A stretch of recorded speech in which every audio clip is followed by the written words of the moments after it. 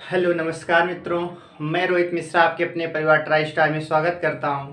I hope आप सभी लोग बहुत ही अच्छे होंगे और अपनी अपनी पढ़ाई भी कर रहे होंगे। तो बच्चों, अपना टारगेट 19 जून, आपको पता है 19 जून को हमारा यूपी लेखपाल का एग्ज़ाम लगा हुआ है। उस एग्ज़ाम को देखते हुए अपनी मैथ में सीरीज चल रही थी। पिछले लेक्चर में मैंने आपको मैथ में स्क्वायर यानी कि वर्ग के बारे में बताया था, और आज हम पढ़ने वाले हैं इसी मैथ में अगला हमारा टॉपिक रहने वाला है नंबर सिस्टम। नंबर सिस्टम, किसी भी एग्जाम की बात करें, नंबर सिस्टम से 3 से 4 क्वेश्चन हर एक एग्जाम में बनते हैं। तो ये हमारा जो चैप्टर है इस लेखपाल के लिए सबसे महत्वपूर्ण रहने वाला है। परसेंटेज की बात करें, नंबर सिस्टम की बात करें, ये ऐसे टॉपिक होते हैं जहाँ से 3 से 4 क्वेश्चन पूछे जाते हैं। तो आज हम शुरुआत करने वाले हैं नंबर सिस्टम।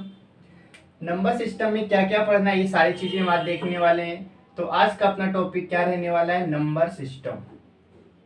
नंबर सिस्टम को हिंदी में क्या बोलते हैं? नंबर सिस्टम को हिंदी में बोलते हैं संख्या पद्धति। क्या बोलते हैं? संख्या पद्धति। तो आज हमें पढ़ना है संख्या पद्धति, यानी कि संख्याओं के बारे में पढ़ना है। नंबर सिस्टम में हमें जितने भी टाइप की संख्याएं होती हैं वो हर एक संख्या के बारे में पढ़ना होता है। इसमें क्या क्या हमें सीखना है वो सारी चीज़ें पहले देखने वाले हैं। तो इस नंबर सिस्टम की बात करें, इसमें हम क्या क्या सीखेंगे? सबसे पहले इसमें हम सीखेंगे कि इकाई अंक निकालना। नंबर सिस्टम में ये सबसे महत्वपूर्ण क्वेश्चन, इकाई अंक निकालने के लिए क्वेश्चन आता है। दूसरा हमारे पास क्या आएगा, इसमें दूसरा याद रखेंगे विभाजकता का नियम आपसे पूछा जाता है। क्या? विभाजकता का आपसे नियम पूछा जाता है, दूसरा क्वेश्चन बनेगा। तीसरा क्वेश्चन क्या बनेगा? तीसरा क्वेश्चन हमारे पास बनता है अंकित मान और स्थानीय मान। ठीक है, मान, जाति मान, ये आपसे क्वेश्चन पूछा जाता है। हालांकि ये क्वेश्चन बहुत कम पूछा जाता है, फिर भी इसे हम पढ़ने का प्रयास करेंगे। आपसे स्थानीय मान जाति मान का डिफरेंस पूछ लेता है, कभी मल्टीपल पूछ लेता है। ठीक है, तो स्थानीय मान क्या होता है, जाति मान क्या होता है, ये भी सीखने वाले हैं। इसके बाद में इसी में हम सीखेंगे क्या, इकाई अंक हो गया, विभाजकता के नियम, स्थानीय मान सीखेंगे, जाति मान सीखेंगे। साथ ही साथ इसमें एलसीएम एचसीएफ से क्वेश्चन बनते हैं। इसी टॉपिक में एलसीएम एचसीएफ भी हमारा कवर हो जाता है। यानी कि नंबर सिस्टम एक ऐसा चैप्टर होता है जो सभी चैप्टरों को अपनी आप में समाहित कर लेता है। यानी कि जितने भी मैथ के चैप्टर होते हैं कहीं ना कहीं उनका लिंक इस चैप्टर से होता है, इस नंबर सिस्टम से होता है।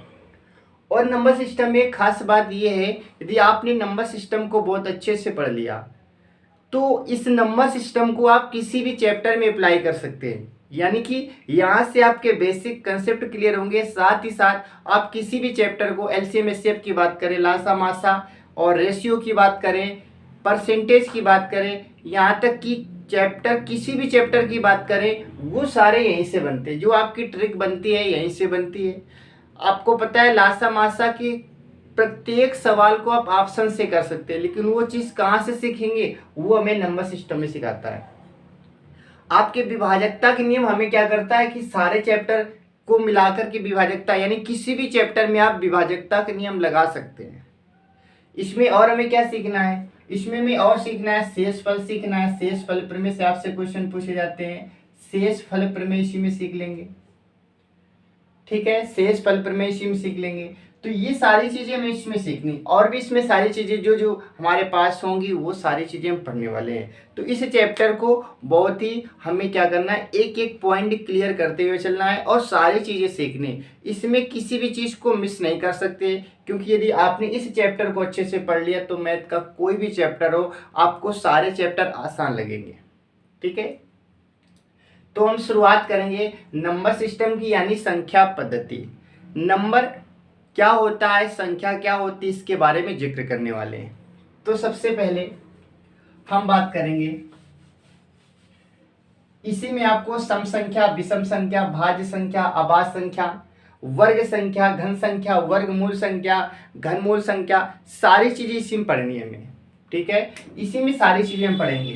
तो एक आपको पता है कि सम संख्या क्या होती है, पहले हम क्या करेंगे, इसका बेसिक सीखेंगे, इसके बाद में टाइप वाइज क्वेश्चन करेंगे। तो पहले के शुरुआत के 15-20 मिनट हम क्या सीखने वाले हैं, इसका बेसिक सीखेंगे, इसके बाद ही क्वेश्चन करेंगे। क्योंकि किसी भी चैप्टर को शुरू करने से पहले उसका बेसिक नॉलेज, उसका बैकग्राउंड आपको पता होना चाहिए। तो हम बात करेंगे नंबर सिस्टम में। सबसे पहले हम सीखने वाले हैं सम संख्या क्या होती है। ठीक है, पहले बेसिक सीखेंगे, बाद में क्वेश्चन करेंगे। सम संख्या क्या होती है, सम संख्या को इंग्लिश में क्या बोलते हैं, तो आप कहेंगे इंग्लिश में बोलते हैं इवन नंबर। क्या बोलते हैं, इवन नंबर। यानी कि सम संख्या को इंग्लिश में क्या बोलेंगे, इवन नंबर। अब बात यह आती है सम संख्या किसे कहते हैं। सम संख्या क्या होती है, सम संख्या कभी कभी क्या होता है, हमारे एग्जाम में 4 ऑप्शन दिए होते हैं और आपसे पूछ लिया जाता है बताइए कि कौन सी सम संख्या है, कौन सी विषम संख्या है। हालांकि ऐसे एग्जाम में आते नहीं, लेकिन कभी कभी ऐसा पूछ लिया जाता है। ठीक है, तो हम क्या करते हैं, कभी कभी बिल्कुल आसान क्वेश्चन भी अपने से गलत हो जाता है। गलत क्यों हो जाता है, क्योंकि जो छोटी चीज़ें होती है, जो छोटे क्लासरूम पढ़ाई जाती है, उन चीज़ों को हम पढ़कर नहीं जाते हैं। और जब उन चीज़ों को पढ़कर नहीं जाती और मैथ प्रैक्टिस मांगती है, प्रैक्टिस नहीं करोगे, वहाँ पर 4 ऑप्शन इस प्रकार से डिजाइन कर दिए जाते हैं, वहाँ पर कन्फ्यूजन होता है। तो हमें वो चीज़ें भी सीखनी है। तो सम संख्या की बात करें तो याद रखेंगे सम संख्या किसे कहेंगे, इसे केवल एक लाइन में याद रखना। सम संख्या वो संख्या होती है जिसमें 2 का भाग चला जाए। जिसमें 2 का भाग चला जाए वो संख्या क्या होती है, सम होती है। जब 2 का भाग जाएगा तो आपको पता है 4 भी सम संख्या होती है, इसमें 4 का भाग जाएगा, 6 का भाग जाएगा, 8 का भाग जाएगा। यानी कि ऐसी कोई भी संख्या नहीं है, जितनी भी सम संख्याएं होती हैं उसमें 2 का भाग जाएगा ही जाएगा। ऐसा क्यों, क्योंकि अगर पूछा जाए कि सबसे छोटी सम संख्या क्या है, तो सबसे छोटी सम संख्या 2 होती है। जब सबसे छोटी, इसका मतलब ये सबको काटेगी, सबको विभाजित करेगी। ठीक है, तो याद रखेंगे जिसमें 2 का भाग चला जाए, जिसमें 2 का भाग चला जाए, 2 का भाग चला जाए, जिस भी संख्या में 2 का डिवाइड हो जाएगा वो समस्त संख्याएं हमारे पास कौन सी कहलाएंगी, सम संख्या कहलाएंगी। संख्या कितनी बड़ी क्यों ना लिख दो, लेकिन अब बात ये आती है कि पहचानेंगे कैसे। 2 का भाग ही तो पता चला जिसमें 2 का भाग चला जाए, लेकिन 2 का भाग देने बैठेंगे तो टाइम भी तो बहुत लगेगा। हमें कुछ ऐसा बताया जाए कि जिससे देख करके हमें पता चल जाए कि कौन सी संख्या सम है, कौन सी विषम है। क्योंकि भाग देने से आंसर तो आएगा, अच्छी बात है, लेकिन उसमें टाइम कितना लगेगा, उस टाइम को कैसे बचाना है। तो याद रखेंगे जिसमें 2 का भाग जाता है वो सम संख्या तो होती है, लेकिन आपको भाग कहाँ देना ये भी सीखना है। आप पूरे सवाल में भाग नहीं देंगे, ऐसे करेंगे तो आपको बहुत ज़्यादा टाइम लगेगा। आपको केवल इकाई अंक में भाग देना है। कहाँ पर देना है, इकाई अंक में। इकाई अंक को क्या बोलते हैं, यूनिट डिजिट। क्या, यूनिट डिजिट। यानी कि आपको पूरे सवाल में भाग नहीं देना है। पूरे सवाल में भाग देंगे तो एक पेज में तो आपका सवाल ही हो जाएगा। आपको लास्ट की जो संख्या होगी, जो सबसे लास्ट में संख्या लिखी होगी, उसमें 2 का भाग देना है। और लास्ट में क्या क्या हो सकता है आपको पता है, लास्ट में या तो 0 होगा, या तो 1 2 3 4 5 6 7 8 9, इसके अलावा तो कुछ भी नहीं होता है, यही तो लास्ट में होगा। यानी कि आपको लास्ट में ये देखना है कि लास्ट की एक ऐसी संख्या, और इसमें क्या है, भाग भी नहीं देना पड़ेगा आपको। लास्ट में 0 1 2 3 4 5 मिलेगा, और ये कहीं ना कहीं आपको ये देखना है कि कौन सी संख्या 2 के टेबल में आती है। या फिर आप यूं समझें कि लास्ट में 0 लिखा हो, 2 लिखा हो, 4 लिखा हो, 6 लिखा हो, 8 लिखा हो। इतनी चीजें आप याद कर ले। याद क्या करना है, 2 का पढ़ा लास्ट में लिखा हो, लास्ट में 2 की टेबल लिखी हो। 2 की टेबल में क्या आता है, 2 4 6 8 आता है या नहीं आता है, बिल्कुल आता है। और 10 भी आता है, यानी कि 0। लास्ट में 0 लिखा है, 2 4 6 8 लिखा है, इसका मतलब क्या, वो संख्या हमारे पास क्या होगी, सम संख्या होगी। अब जैसे एग्जाम्पल के तौर पर मैंने ये सवाल लिखा 8 9 6 5 3 2 9 5 6 0, इतनी बड़ी संख्या मैंने लिख दी, ये बहुत बड़ी संख्या हो गई। अब इसमें यदि आप 2 का भाग देंगे तो भाग देने में कम से कम 10 मिनट लगेंगे, लेकिन भाग नहीं देना है, आपको लास्ट की संख्या देखनी है। बताइए लास्ट में क्या लिखा है, तो आप कहेंगे लास्ट में 0 लिखा है, और लास्ट में 0 लिखा है, इट्स मीन इसका मतलब क्या हो, इसका मतलब ये संख्या सम होगी। क्यों, क्योंकि 2 के पहाड़े में 0 आता है। कैसे, 10 लिखा होता है 0 आता है, 20 लिखा होता है 30 लिखा होता है, 40 लिखा होता है, यानी कि लास्ट में 0 है, इसका मतलब 2 से तो कटेगी 100% है। यहाँ पर मैंने 6 लिख दिया। अब बताइए क्या 2 से कटेगी? बिल्कुल कटेगी, क्योंकि 6 लिखा है, 2 के पहाड़े में 6 भी आता है। तो अब आपको सम संख्या पहचानने में कभी दिक्कत नहीं होगी। बस आपको देखना क्या है, लास्ट की संख्या, इकाई का अंक यानी कि यूनिट डिजिट आपको देखना है, और उसको देखकर आप बता सकते हैं कि कौन सी संख्या सम है और कौन सी संख्या विषम है। ठीक है, तो सम संख्या यदि आपने सीख लिया तो क्या आपको विषम संख्या सीखने की जरूरत है क्या? सम संख्या हटाएंगे तो बाकी जो बचेगा विषम संख्या, क्योंकि संख्याएं दो प्रकार की होती हैं। संख्याएं दो प्रकार की होती है, या तो संख्या सम होगी या तो संख्या विषम होगी। जब आपने सम को पहचानना सीख लिया तो विषम पहचानने की जरूरत ही क्या बची?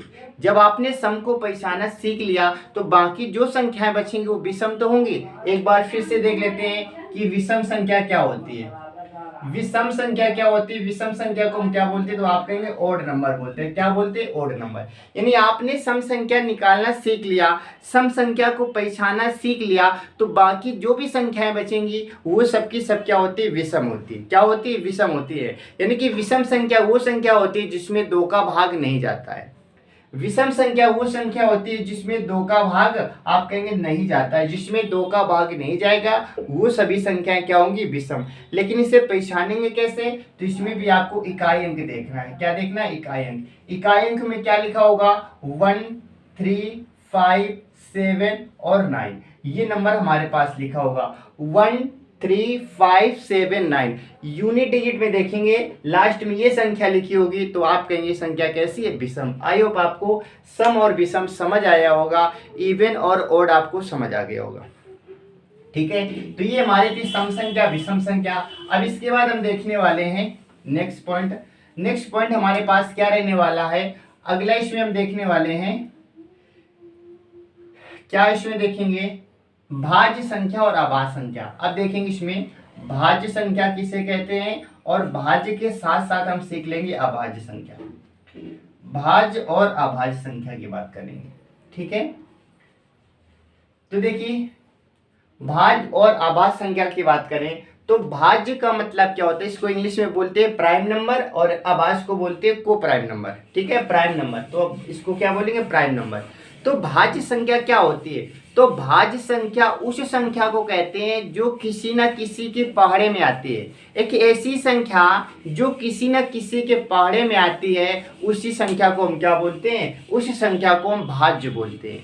यानी कि और दूसरे शब्दों में आप ये भी कह सकते हैं भाज्य संख्या वो संख्या होती है जिसके कम से कम 3 गुणनखंड होते हैं। जिसके कम से कम 3 गुणनखंड होते हैं उसी संख्या को हम क्या बोलते हैं? भाज्य संख्या। अब ये गुणनखंड क्या होता है? इसका मतलब कम से कम उसके 3 टुकड़े किए जा सके।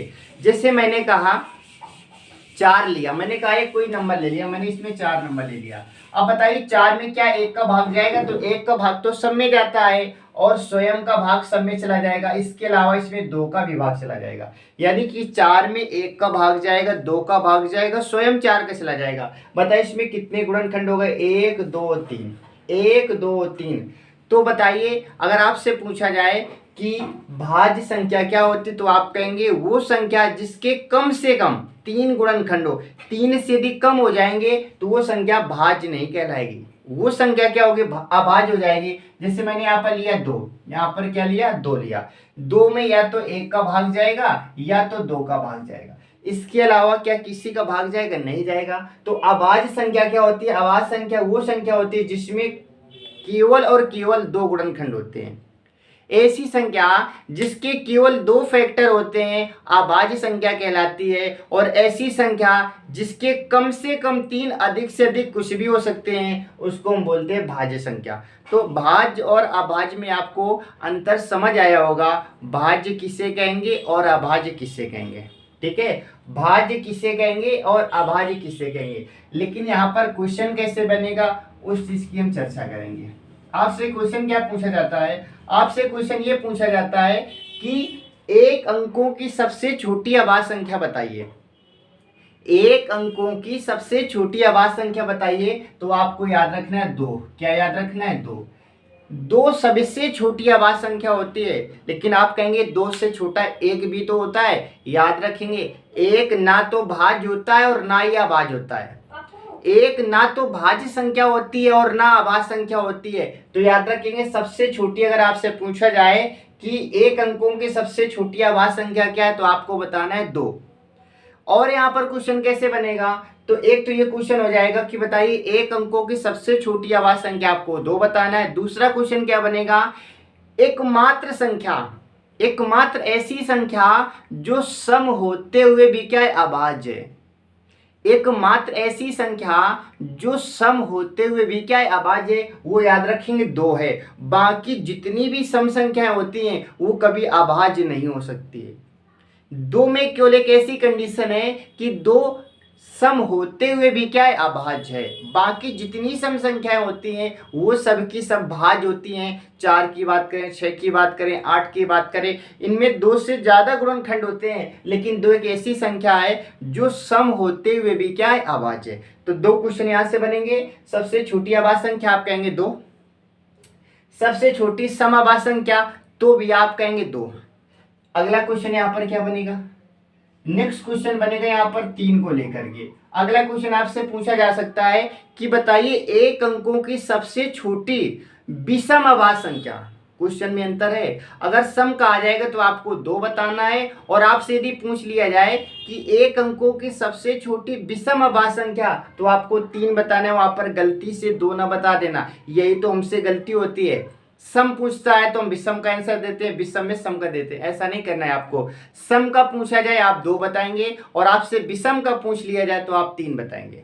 ठीक है, सबसे छोटी सम अभाज्य संख्या 2 होगी, और सबसे छोटी विषम अभाज्य संख्या क्या होगी, तो आप बताएंगे 3 होगी। ठीक है, याद रखेंगे ये सम अभाज्य संख्या होती है, सम अभाज्य संख्या होती है, और ये क्या होती है, तो आप कहेंगे विषम अभाज्य संख्या, विषम अभाज्य संख्या होती है। और कैसी, ये सबसे छोटी होती है, याद रखेंगे सबसे छोटी ये होती है। कौन सी, तो आप कहेंगे ये सबसे छोटी अभाज्य संख्या होती है। एक और क्वेश्चन बनेगा, एक अंकों की बात होगी, आपसे 2 अंकों का, 3 अंकों का, 4 अंकों का कुछ भी पूछ सकता है। मैंने कहा कि बताइए 2 अंकों की सबसे छोटी अभाज्य संख्या बताइए, तो याद रखेंगे नेक्स्ट क्वेश्चन पूछा जा सकता है कि 2 अंकों की सबसे छोटी अभाज्य संख्या, याद रखेंगे 11। 11 में क्या याद रखेंगे, 2 अंकों की सबसे छोटी अभाज्य संख्या, 2 अंकों की सबसे छोटी अभाज्य संख्या, 2 अंकों की सबसे छोटी अभाज्य संख्या आपसे पूछी जाए तो आपका आंसर क्या होना चाहिए, आपका आंसर होना चाहिए 11। आपसे 3 अंकों का पूछ सकता है, 4 अंकों का, तो आप ऐसे आसानी से निकाल सकते हैं, लेकिन ये हमारे एग्जाम में ज्यादा पूछा जाता है, सो मैंने आपको बताया। ठीक है, तो भाज्य संख्या और अभाज्य संख्या क्लियर हो गई होगी। भाज्य संख्या किसे कहते हैं और अभाज्य संख्या किसे कहते हैं। चलिए, यहाँ तक की चीजें उम्मीद है कि क्लियर हो गई होंगी। अब हम बात करेंगे इसके बाद में, नेक्स्ट हमारे पास क्या आता है, तो आप कहेंगे यहाँ पर परिमेय संख्या आपसे पूछी जाती है। परिमेय संख्या सवाल बाद में हम करेंगे, पहले हम क्या करते हैं, पहले इसका बेसिक जानने का प्रयास करते हैं, परिमेय के बाद में अपरिमेय। ठीक है, क्वेश्चन भी सारे कराएंगे, लेकिन पहले हम बेसिक सीखने वाले हैं। परिमेय को क्या बोलते हैं, रेशनल नंबर बोलते हैं। क्या बोलते हैं, परिमेय को बोलते हैं रेशनल नंबर।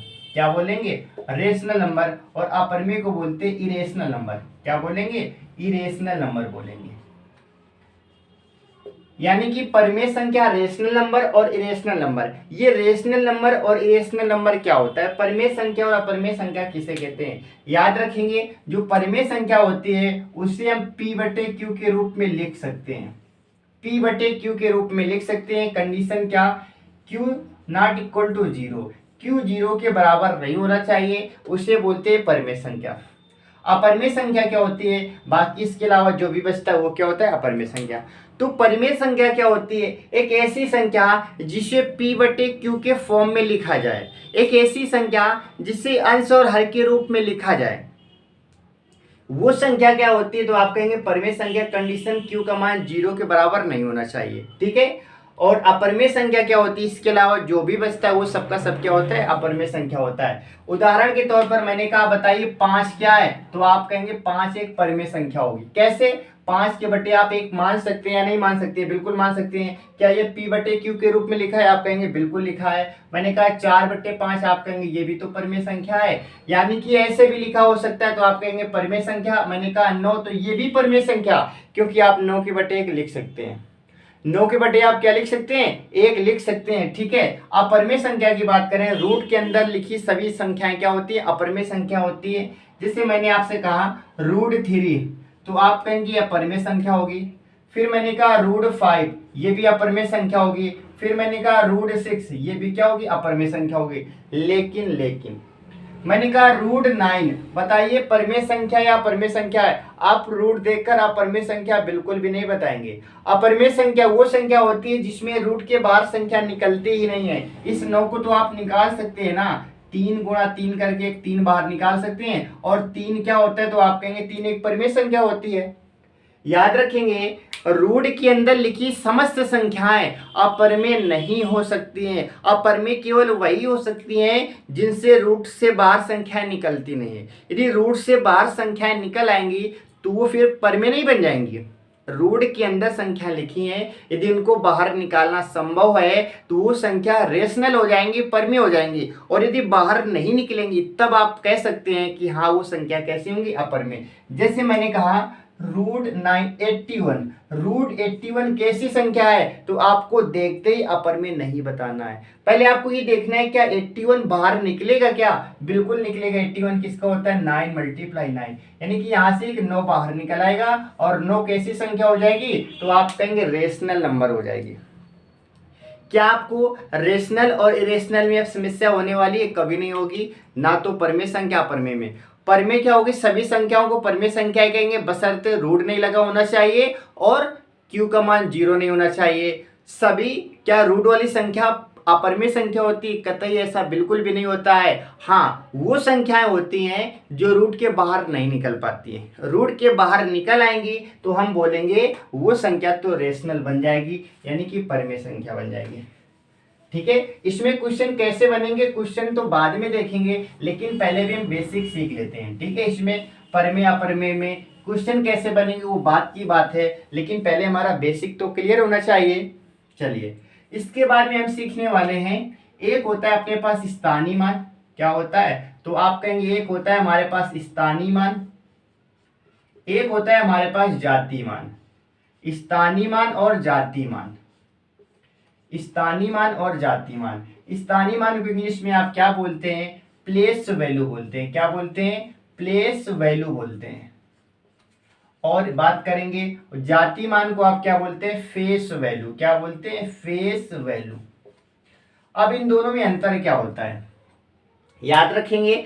स्थानीय मान क्या होता है, आपको पता है, आपको केवल एक चीज सीखनी है। क्या इसमें एक आपको स्टोरी याद रखनी है। बताइए क्या आपकी कास्ट कभी बदलती है, क्या आपकी जाति कभी बदलती है, कभी भी नहीं बदलती। आप जनरल कैटेगरी में आते तो हमेशा जनरल में ही तो रहेंगे, ओबीसी में आते तो ओबीसी में रहेंगे, यानी कि आपकी जाति कभी नहीं बदलती। ऐसे आपको याद रखना है, सवाल में जब जाति मान की बात होगी तो जाति मान कभी बदलेगा नहीं, जो संख्या होगी वही जाति मान कहलाएगी। अब बात करेंगे स्थानीय मान, तो आप कहेंगे स्थान सबका बदलता है। आज हम यहाँ पर एक, कल हो सकता है कहीं और जाएं, उसके बाद कहीं और जाए, यानी कि समय के अनुसार हमारा स्थान बदलता रहता है। तो स्थानीय मान में संख्याएं भी क्या होंगी, बदलेंगी। बस ये 2 पॉइंट आपको याद रखना है। स्थानीय मान में संख्याएं बदलेंगे, अब कैसे बदलेंगे वो बात की बात है, लेकिन अभी आपको फिलहाल याद रखना है स्थानीय मान में संख्याएं बदलेंगे और जातीय मान में संख्याएं नहीं बदलेंगे। एक उदाहरण के तौर पर हम समझने का प्रयास करते हैं। जैसे मैंने दिया 8965, मैंने कहा 8965, इसमें मैंने कहा आपको इस 9 का क्या निकालना है, स्थानीय मान निकालना है, और इसी 9 का आपको जातीय मान भी निकालना है। तो स्थानीय मान पहले कैसे निकालते हैं, स्थानीय मान निकालने के लिए यहाँ पर 5 लिखेंगे, यहाँ पर 6 लिखेंगे, यहाँ पर 9 लिखेंगे और यहाँ पर 8 लिखेंगे। आपने बचपन से खूब सीखा होगा। इसमें क्या करते हैं, जीरो नहीं लगाते, यहाँ पर 1 0, यहाँ पर 2 0, यहाँ पर 3 0, ऐसे लगाते हैं। जैसे जैसे हमारी संख्याएं बढ़ती हैं वैसे वैसे जीरो बढ़ते हैं। यही क्या होता है, स्थानीय मान होता है। इसे क्या बोलेंगे, इसे आप बोलेंगे स्थानीय मान। क्या बोलेंगे, स्थानीय मान बोलेंगे। यदि आपसे जातीय मान पूछा जाए, इस 9 का आपको जातीय मान बताना है, तो आप 9 का 9 लिख देंगे, यही आंसर हो जाएगा। स्थानीय मान क्या होगा, तो आप कहेंगे स्थानीय मान तो 900 हो जाएगा। स्थानीय मान क्या हो जाएगा, 900 हो जाएगा। लेकिन यदि आपसे पूछा जाए जातीय मान यानी फेस वैल्यू क्या होगी, तो याद रखेंगे फेस वैल्यू कभी बदलती नहीं है। प्लेस वैल्यू हमेशा बदलेगी जबकि फेस वैल्यू कभी नहीं बदलती, याद रखेंगे। तो जाति मान हमारा हमेशा क्या होता है, फिक्स रहता है, कभी चेंज नहीं होता है, नो चेंज होता है। जबकि प्लेस वैल्यू स्थानीय मान की बात करें तो ये हमेशा क्या रहेगा, आप कहेंगे हमेशा बदलने वाला है। तो क्या आप बताइए, आपको प्लेस वैल्यू और फेस वैल्यू में डिफरेंस समझ आया क्या? प्लेस वैल्यू क्या होती है और हमारे पास फेस वैल्यू क्या होती है? मैंने आपको एक एक चीज बताने की कोशिश की और आई होप आपको ये समझ आ गया होगा। ठीक है, दोनों में डिफरेंस क्या होता है, प्लेस वैल्यू और फेस वैल्यू। इसके बाद में अब नंबर सिस्टम में और हमें क्या पढ़ना है वो भी हम देखने वाले हैं। ठीक है, तो अभी हमारा पहले शुरुआत में क्या रहेगा, बेसिक रहेगा, इसका हम बैकग्राउंड समझेंगे और बाद में क्या करेंगे, एक एक टाइप के क्वेश्चन को हम टाइप वाइज पढ़ने वाले हैं। लेकिन पहला अपना पर्पस क्या रहेगा, पहला सबसे पहले आपका मुद्दा ये होना चाहिए कि जो चीज़ पढ़ रहे हैं उसका बैकग्राउंड क्या है, उसका बेसिक क्या है। तो पहले बेसिक नॉलेज होना चाहिए, इसके बाद में सारी चीज़ें हम आपको बताएंगे। ठीक है, अच्छा तो मैंने यहाँ तक सारी चीज़ें आपको क्लियर करा दी।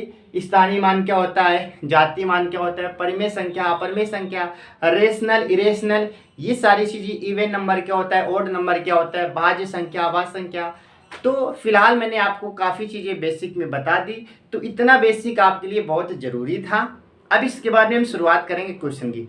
बाकी इकाई अंक कैसे निकालते हैं, यूनिट डिजिट कैसे निकालते हैं, शेषफल कैसे निकालेंगे, थ्योरम जो हमारे होता है, ठीक है, रिमाइंडर थ्योरम, ये सारी चीज़ें जैसे जैसे हमारे सवाल आएंगे तो सवाल के साथ ही साथ हम आपको उसको क्लियर करेंगे। ठीक है, तो इतनी चीज़ें हमारे लिए जानना जरूरी था।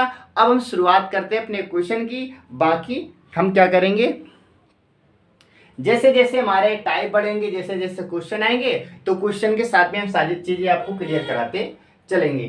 तो चलिए अब हम क्वेश्चन की शुरुआत करते हैं।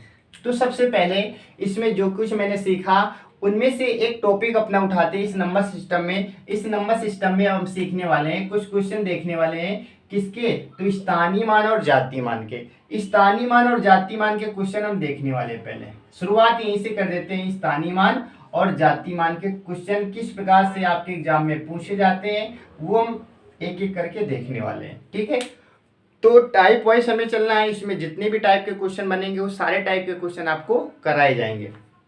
चलिए, तो आज का क्वेश्चन हमारा पहला है, लिखा है संख्या।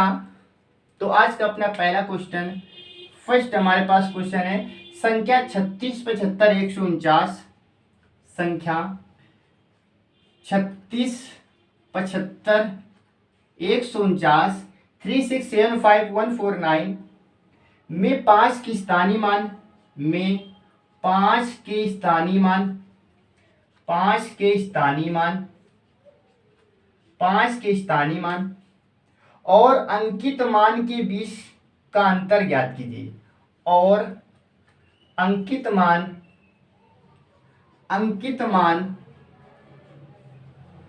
के बीच का अंतर बताइए, का अंतर बताइए, अंतर ज्ञात कीजिए। क्या कीजिए, अंतर ज्ञात कीजिए। अब आप कहेंगे कि आपने अंकित मान तो बताया ही नहीं, आपने तो जातीय मान और स्थानीय मान बता दिया। तो याद रखेंगे अंकित मान कोई अलग चीज नहीं होती है, इसी जातीय मान को अंकित मान भी कहा जाता है। जातीय मान को ही क्या बोला जाता है, तो आप कहेंगे इसी का दूसरा नाम होता है, जातीय मान का एक दूसरा नाम क्या होता है, अंकित मान होता है। क्या होता है, अंकित मान। याद रखेंगे, जैसे आपके 2-2 3-3 नाम होते हैं ऐसे इनके भी नाम होते हैं। तो इसे हम क्या बोलते हैं, फेस वैल्यू बोलते हैं, जातीय मान बोलते हैं, अंकित मान बोलते हैं, एमआरपी बोलते हैं। ठीक है, तो अंकित मान क्या होता है आपको पता है, जब आप कोई सामान खरीदने जाते हैं तो उस वस्तु में जो कीमत लिखी होती है वही तो अंकित मान होती है, वही क्या होता है, अंकित मान होता है। तो याद रखेंगे जातीय मान का ही दूसरा नाम क्या है, तो आप कहेंगे जातीय मान का ही दूसरा नाम अंकित मान है। अब लिखा है संख्या हमारे पास ये दे रखी है, आपसे कहा गया इसमें जो 5 दे रखा है, 5 का स्थानीय मान आपको बताना है और अंकित मान बताना है, साथ ही साथ दोनों का डिफरेंस बताना है। अब बात यहाँ पर करेंगे, क्वेश्चन कितने टाइप से पूछे जाएंगे। यहाँ पर आपसे स्थानीय मान पूछा जा सकता है, जातीय मान पूछा जा सकता है, स्थानीय जाति का अंतर पूछा जा सकता है, योग पूछा जा सकता है, मल्टीप्लाई पूछा जा सकता है। दोनों को जोड़ करके स्क्वायर पूछा जा सकता है, दोनों को जोड़ करके उसमें क्यूब पूछा जा सकता है। तो ऐसे क्वेश्चन बनेंगे। ठीक है, चलिए तो क्वेश्चन नंबर पहले की हम बात करें तो ये हमारे पास संख्या लिखी है, इस संख्या को आपको क्या बताना है, स्थानीय मान बताना है, और इसी संख्या का आपका बताना है जाति मान। तो 36, 75, 149 हमारे पास लिखा है। पहले आप इसका निकालेंगे स्थानीय मान, तो 5 बना के कितने जीरो, तो आप कहेंगे 1 2 3, कितने जीरो, 1 2 3 जीरो। याद रखेंगे 5 बना के कितने जीरो, तो आप कहेंगे कि जिस अंक का स्थानीय मान निकालते हैं उसके जो राइट में कह सकते हैं, उसके बाद जो संख्याएं होती हैं आपको उतने जीरो लगाने होते हैं, आपको उतने जीरो लगाने होते हैं। ठीक है, तो 5 बना के आप कितने जीरो लगाएंगे, तो आप कहेंगे 5 लगा के 3 जीरो बनाएंगे। ठीक है, ये तो हो गई स्थानीय मान। अब इसके बाद आपको निकालना है क्या है, अंकित मान निकालना है। तो अंकित मान के लिए आप क्या करेंगे, अंकित मान इसका क्या होगा, तो आप कहेंगे अंकित मान तो कभी चेंज नहीं होता है, तो अंकित मान क्या रहेगा, 5 ही रहेगा। क्या रहेगा, आप कहेंगे 5 रहेगा। दोनों का डिफरेंस पूछा गया तो आपको माइनस कर देना है। 10 में 5 घटा देंगे तो 5 बचेगा, यहाँ पर 9 बचेगा, और यहाँ पर 9 बचेगा, और यहाँ पर क्या बचेगा, 4। आंसर हमारे पास क्या आएगा, तो आप कहेंगे 4995, 4995 is the right answer for this question. तो बताइए इस क्वेश्चन का सही आंसर क्या होगा, तो आप कहेंगे 4995 सही हो जाएगा। ठीक है, तो ये हमारा था पहला क्वेश्चन। इसके बाद में 2-3 क्वेश्चन जब इसके हम करेंगे ना, तो आपकी जो भी डाउट बनते हैं वो सारे क्लियर हो जाएंगे। ठीक है, चलिए नेक्स्ट क्वेश्चन हमारे पास क्या है। अगला क्वेश्चन हमारे पास दे रखा है 63, 47, 85, 63, 47, 85, 63, 47, 85। और ये वो क्वेश्चन है जो भी लेटेस्ट पूछे गए, आरआरबी जेई की बात करें या हम एलपी की बात करें या ग्रुप डी की बात करें, ठीक है, आरपीएफ की बात करें, ये जो क्वेश्चन कराए जा रहे हैं किसी ना किसी एग्जाम में पूछे जा रहे हैं। तो आपको क्वेश्चन देखकर ये बिल्कुल भी नहीं समझना है कि क्वेश्चन बहुत आसान है। आसान है लेकिन हमारे एग्जाम में तो पूछे जाते हैं। चलिए, तो इसमें आपसे पूछा गया है 8 का स्थानीय मान क्या होगा। में 8 का स्थानीय मान, 8 का स्थानीय मान आपको बताना है। 8 का स्थानीय मान क्या होगा, तो मैंने आपको क्या बताया, 8 का स्थानीय मान बताना है। आपको ऐसे 8 लिख देना है, और 8 के बाद जितने नंबर उतने जीरो, 8 के बाद एक नंबर एक जीरो। तो आंसर क्या आ जाएगा, तो आप कहेंगे इसका आंसर आ जाएगा 80 आ जाएगा। क्या आ जाएगा, तो आप कहेंगे 80 इज द राइट आंसर, इसका 80 हो जाएगा। नेक्स्ट क्वेश्चन हमारे पास क्या है, 20, 67, 43, 20, 67, 43, 20, 67, 43। इसमें आपसे पूछा गया है कि 6 के अंकित मान और स्थानीय मान का योग बताना है। 6 का अंकित मान भी बताना है और स्थानीय मान दोनों का क्या बताना है, योग बताना है 6 का। तो 6 का जब अंकित मान निकालेंगे, 6 बना के 3 0, 1 2 3 0, और इसका स्थानीय मान तो 6 ही बना रहेगा, और योग पूछा गया तो आपको जोड़ देना है 6 0 0 6। तो आंसर क्या आएगा, 60 0 6 इज द राइट आंसर। ठीक है, तो ये होता है स्थानीय मान और जातीय मान। ठीक है, तो उम्मीद है ये चीजें आपको समझ आ गई होंगी और आप आसानी से ऐसे क्वेश्चन को कर पाएंगे। ऐसे क्वेश्चन में आपको कभी दिक्कत नहीं आने वाली। ठीक है, तो ये था हमारे पास में क्या, तो आप कहेंगे ये हमारे पास था स्थानीय मान और जातीय मान। ठीक है, तो क्या आप स्थानीय मान और जातीय मान बता सकते हैं क्या, आप कहेंगे बिल्कुल बता सकते हैं। ठीक है, तो ये हमारा था स्थानीय मान और जातीय मान। इसके बाद हम बात करेंगे नेक्स्ट क्वेश्चन की। हम बात करेंगे, अब हम देखने वाले हैं अगले टाइप का क्वेश्चन समझने वाले हैं। ठीक है, चलिए अब हम देखने वाले हैं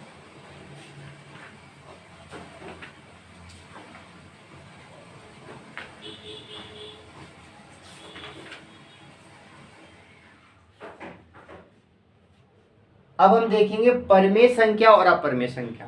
मैंने आपको बताया था परमेय संख्या और अपरमेय संख्या यानी कि रेशनल और इरेशनल नंबर। परमेय संख्या को क्या बोलते हैं, रेशनल नंबर बोलते हैं, और अपरमेय संख्या को हम क्या बोलते हैं, तो आप कहेंगे इसे बोलते हैं इरेशनल नंबर। तो परमेय संख्या और अपरमेय संख्या से कैसे क्वेश्चन बनेंगे वो चीज हम देखने वाले हैं। तो परमेय संख्या किसे कहते हैं, तो आप कहेंगे परमेय संख्या वो संख्या होती है जो P/Q के फॉर्म में लिखी होती है। P/Q के रूप में लिखी संख्याएं क्या कहलाती है, तो आप कहेंगे परमेय संख्या कहलाती है।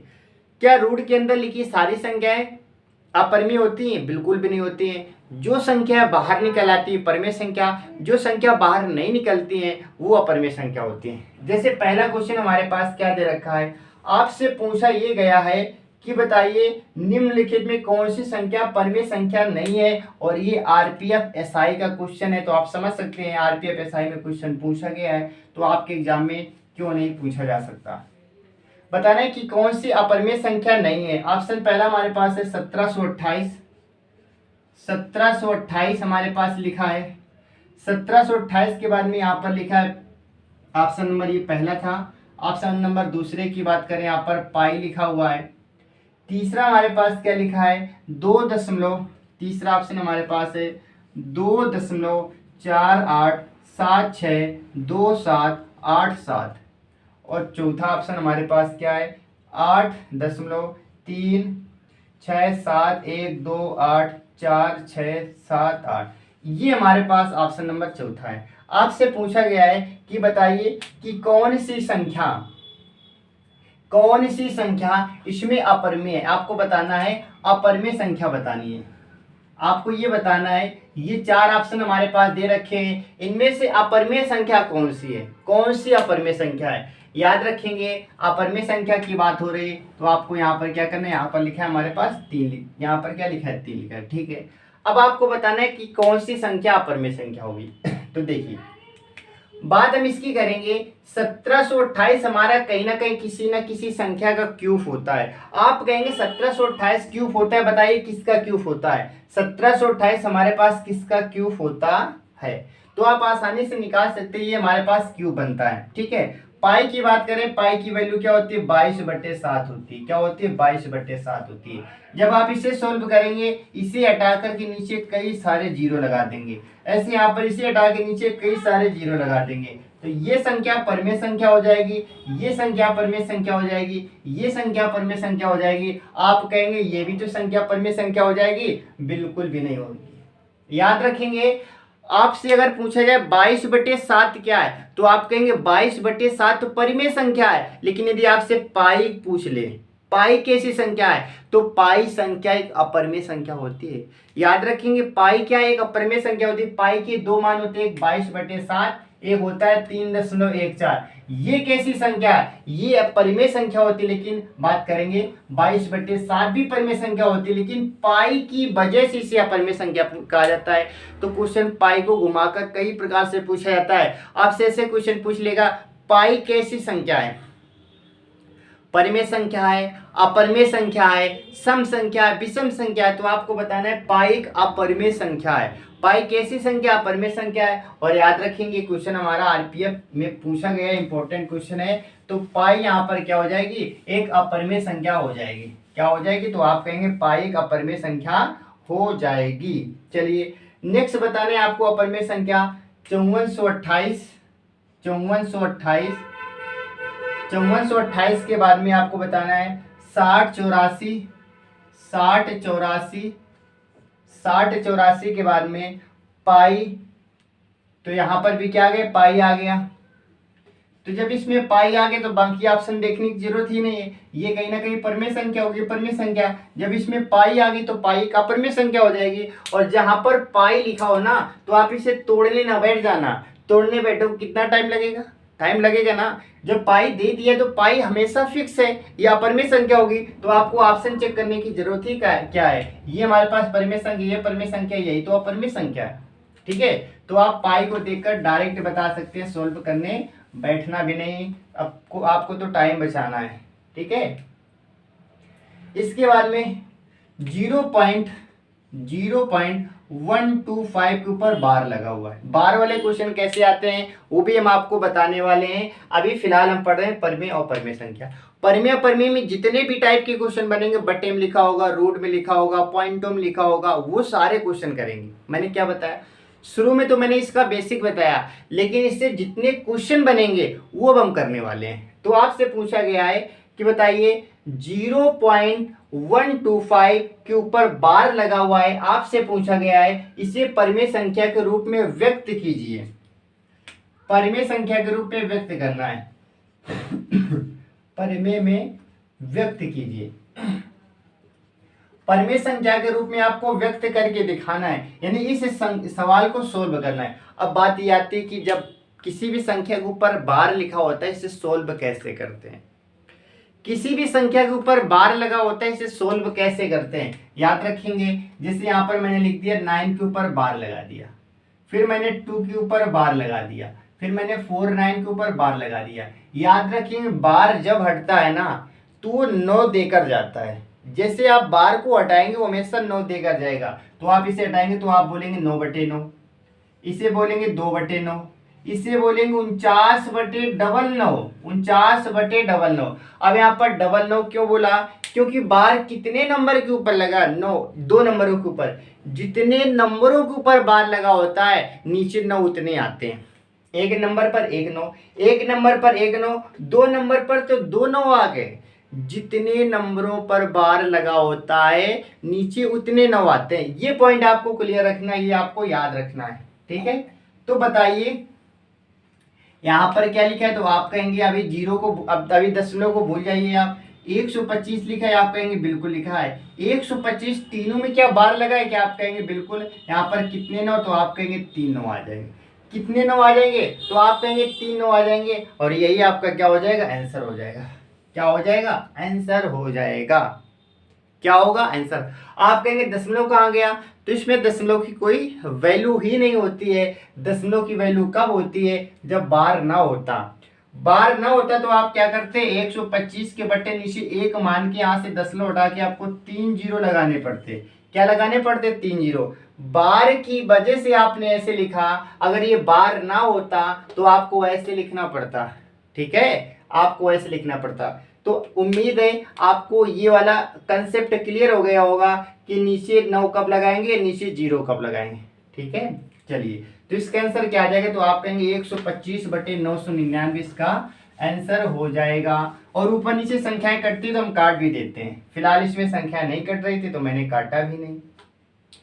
नेक्स्ट पॉइंट हमारे पास है क्या, 5.025, 5.025, 5.05। इसमें आपसे कहा गया है इसे भिन्न के रूप में व्यक्त करो, भिन्न के रूप में, भिन्न के रूप में। तो भिन्न के रूप में आपको व्यक्त करना है। आप जानते हैं भिन्न किसे कहते हैं, परिमेय संख्या को ही तो भिन्न बोलते हैं।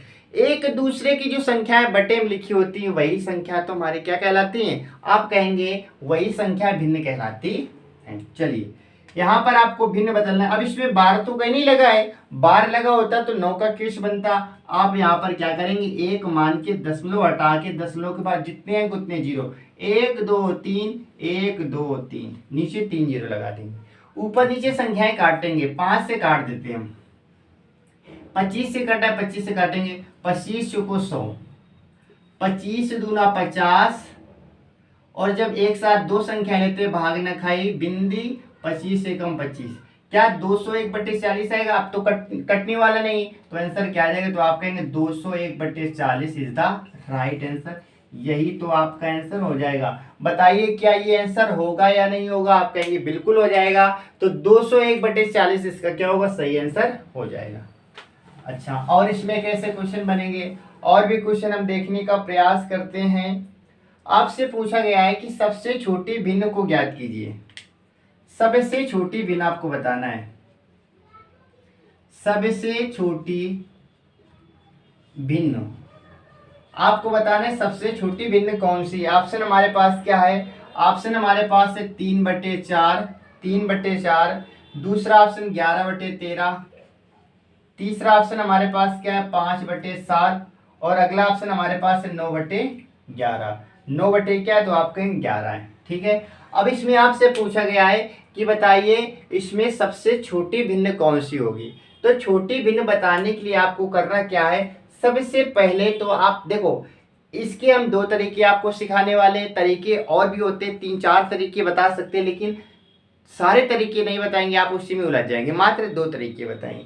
एक तो बेसिक बताएंगे कि आप इसमें भाग दे दीजिए, इसमें भाग दे दीजिए। एक दूसरा भी तरीका डायरेक्ट वाला बताएंगे। तो पहला तरीका तो इसमें क्या है, इसमें पहला तरीका है कि अपने मन से एक 0 लगा दीजिए, सब में क्या लगा दीजिए, 0 लगा दीजिए। 4 का भाग देंगे आप कितनी बार जाएगा, तो आप कहेंगे 4 सत्ते 28, 4 पंचे 20, यानी कि 7.5 आ जाएगा। इसमें भाग देंगे 13 ठे 104 दशमलव, बचेगा 6, 60 हो जाएगा, 13 चौको 52, ये चला जाएगा।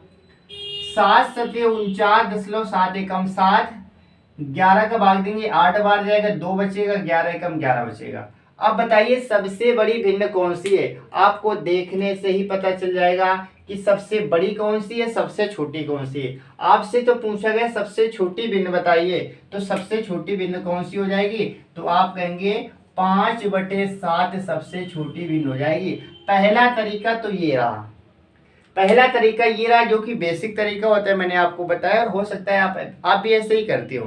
ठीक है, एक तो ये तरीका हमारा बताने का रहा। दूसरा तरीका तो आपको क्लियर हो गया आंसर, तो हमारे पास 5/7 आएगा। दूसरा तरीका आपको क्या करना है, आपको अंतर देखना है। हमेशा आपको क्या देखना है, अंतर, आपको अंतर देखना है।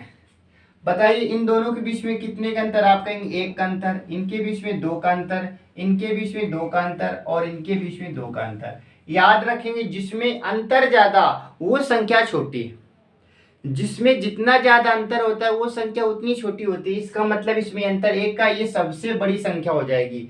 ये तो बड़ी संख्या हो गई, ये तो बड़ी संख्या हो गई, ग्रेटर नंबर हो गया। क्या, ग्रेटर नंबर हो गया। ठीक है, बड़ी संख्या हो गई, लेकिन आपको छोटी संख्या बतानी है। बताइए इसमें भी अंतर, इसमें भी अंतर, इसमें भी अंतर।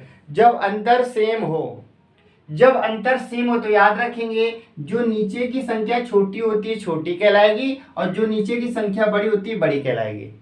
छोटी संख्या होगी छोटी कहलाएगी, बड़ी संख्या होगी तो बड़ी संख्या कहलाएगी। आपसे छोटी संख्या पूछेगी तो आप आंसर क्या बताएंगे, 5/7। क्या बताएंगे, 5/7। और सबसे बड़ी संख्या पूछी जाती है 3/4। ये ना होता तो आप क्या बताते। अब इनमें से अगर हम पूछ ले, आप बताइए सबसे छोटी सबसे बड़ी संख्या क्या होगी, आप कहेंगे नीचे 13 है, अंतर सब में सेम है, यहाँ पर 11, यहाँ पर 7, तो ये सबसे बड़ी संख्या हो जाएगी। यानी कि जब दोनों के बीच का अंतर सेम हो तो नीचे की संख्या, नीचे का मतलब क्या होता है,